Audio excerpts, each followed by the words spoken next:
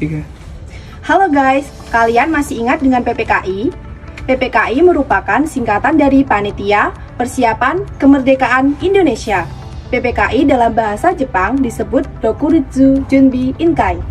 Walaupun sudah merdeka, ternyata tugas mereka masih berlanjut. PPKI memiliki tugas, yaitu melanjutkan hasil pekerjaan dari BPUPKI. Setelah BPUPKI dibubarkan oleh Jepang pada tanggal 7 Agustus 1945, PPKI harus menyiapkan hal-hal terkait pembentukan negara. Selanjutnya, PPKI otomatis akan dibubarkan ketika tugasnya telah terlaksana yang dapat terlihat melalui keputusan sidangnya. Proses persiapannya terbagi ke dalam beberapa rapat. Nah, mari kita bahas rapat apa saja yang sudah diselenggarakan oleh PPKI. Kalian tahu nggak sih unsur deklaratif dan konstitutif? Unsur deklaratif adalah unsur yang tidak mutlak ada ketika suatu negara berdiri, tapi unsur ini boleh dipenuhi setelah suatu negara berdiri. Unsur konstitutif adalah unsur yang mutlak harus ada saat suatu negara didirikan. Unsur ini meliputi rakyat, wilayah, dan pemerintahan yang berdaulat. Jadi, dapat disimpulkan bahwa rakyat minimal perbedaan negara adalah unsur deklaratif dan konstitutif. Negara kita tentu sudah memiliki kedua unsur tersebut. Contohnya, bukti usaha konstitutif yaitu sidang PPKI. Sidang pertama PPKI pada 18 Agustus 1945. Secara jujur, Indonesia merdeka pada tanggal 18 Agustus 1945. Di Gedung Josangiin yang sekarang menjadi Gedung Pancasila, PPKI mengadakan rapat pertamanya di bawah pimpinan Insinyur Soekarno. Apa saja sih hasil sidang pertama PPKI ini? Yang pertama adalah mengesahkan Undang-Undang Dasar 1945. UUD 45 berhasil disahkan sebagai konstitusi melalui sidang PPKI pertama sehari setelah kemerdekaan Indonesia. Yang kedua adalah memilih presiden dan wakil presiden. Soekarno-Hatta dipilih menjadi presiden dan wakil presiden Indonesia pertama. Kedua founding father ini terpilih secara aklamasi untuk memimpin Indonesia. Setelah itu, keduanya pun disahkan dengan melakukan pelantikan. Yang ketiga yaitu membentuk Komite Nasional Indonesia Pusat atau KNIP. Fungsi pembentukan KNIP ini untuk meringankan tugas presiden dan wakil presiden karena pada saat itu Indonesia belum memiliki lembaga DPR dan MPR. Tahukah kalian bahwa sebenarnya pembukaan UUD termasuk Pancasila dan rancangan batang tubuh UUD 1945 sudah pernah dibahas di sidang BPUPKI loh.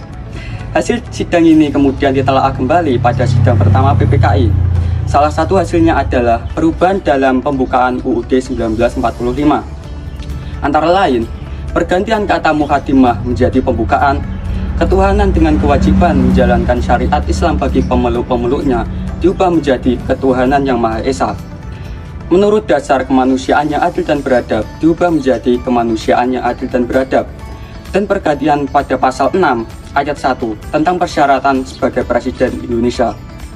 Nah, pengesahan UUD 1945 ini menjadi hari yang bersejarah karena dilaksanakan sehari setelah Hari Kemerdekaan Republik Indonesia, yakni pada tanggal 18 Agustus 1945. Sidang kedua PPKI pada 19 Agustus 1945 menghasilkan sebagai berikut. Yang pertama, pembagian provinsi di Indonesia dibagi menjadi 8 provinsi beserta penetapan gubernur dan wilayahnya. 8 provinsi tersebut meliputi sebagai berikut. Ada Sumatera, Jawa Barat, Jawa Tengah, Jawa Timur, Kalimantan, Sulawesi, dan Maluku. Yang kedua, membentuk Komite Nasional Daerah atau KND. Yang ketiga, membentuk Departemen dan Menteri. Kedua-belah Departemen dan Menteri adalah sebagai berikut. Yang satu, Menteri Dalam Negeri. Yang kedua, Menteri Luar Negeri. Yang ketiga, Menteri Kemakmuran. Yang keempat, Menteri Sosial. Yang kelima, Menteri Pekerjaan Umum. Yang keenam, Menteri Kesehatan. Yang ketujuh, Menteri Pendidikan. Yang kedelapan, Menteri Penerangan. Yang kesembilan, Menteri Kehakiman. Yang ke-10, Menteri Keuangan. Yang ke-11, Menteri Perhubungan. Yang ke-12, Menteri Keamanan Rakyat. Sidang ketiga PPKI pada tanggal 22 Agustus 1945. Sidang terakhir yang dilakukan PPKI pada tanggal 22 Agustus 1945 menghasilkan hal-hal sebagai berikut. Yang pertama, pembentukan Komite Nasional Indonesia Pusat atau KNIP.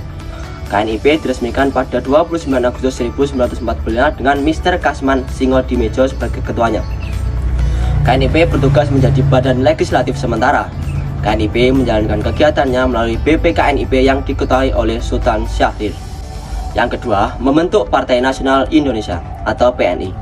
Partai politik dibentuk pada 22 Agustus saat sidang PPKI yang ketiga kalinya. Partai ini adalah partai yang pertama kali dibuat yang disebut sebagai partai tunggal. Yang ketiga, membentuk Badan Keamanan Rakyat atau BKR. BKR dibentuk pada 22 Agustus 1945. Setelah BKR diresmikan, BKR berhasil merumuskan strukturnya sesuai dengan teritorial pendudukan Jepang. BKR di luar Jakarta dipelopori oleh Aruji Kartawinata, Dr. Mustopo, dan Sudirman. Setelah melaksanakan tugas dalam rencana kemerdekaan dan berhasil mewujudkannya, PPKI resmi dibubarkan pada tanggal 29 Agustus tahun 1945. Pembubaran PPKI ini bersamaan dengan pembentukan dan pelantikan Komite Nasional Indonesia Pusat dan Provinsi untuk melanjutkan rencana tata pemerintahan selanjutnya. Nah, meski saat itu telah merdeka, ternyata perjuangan Indonesia masih belum berhenti, guys. Namun, untungnya pemerintahan kita saat itu telah berhasil melewati masa-masa sulit sehingga Indonesia bertahan hingga saat ini. Terima kasih.